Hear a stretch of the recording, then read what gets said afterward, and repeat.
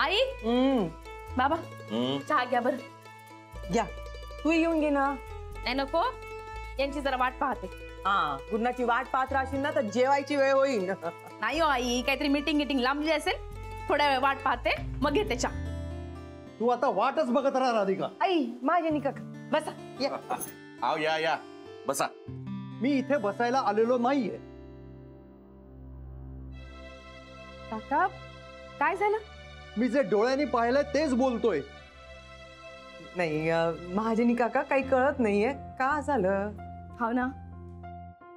गुरुनाथची आई, सांगायला अतिशय वाईट वाटतंय आणि संताप होतोय. आव पण झालं काय? गुरुनाथला मी आत्ता त्या नटवी बरोबर पाहिलं. काय?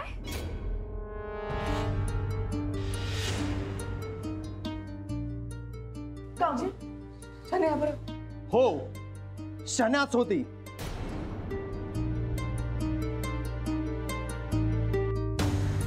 गुरुनाथच्या गाडीत त्याच्या शेजारी बसली होती. काका हे काय बोलून राहिलात तुम्ही? नाही, तुमचा काहीतरी गैरसमज झाला असणार आहे. हे असं काऊन करतील हो ना बाबा? राधिका, तू फार भोळी आहेस. तुझा नवरा तुझ्याशी कसा वागतोय हे तुला दिसतच नाहीये. तो तुझ्याशी एकनिष्ठ असल्याचा खोटा मुखोटा घालून फिरतोय आणि तिला भेटत राहतोय.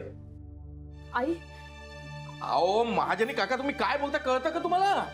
सुभेदार साहेब, एक वेळ मी कानाने ऐकलेल्या गोष्टींवर विश्वास ठेवणार नाही, पण मी जे डोळ्यांनी बघितलंय ना त्याच्यावर अविश्वास कसा दाखवू सांगा?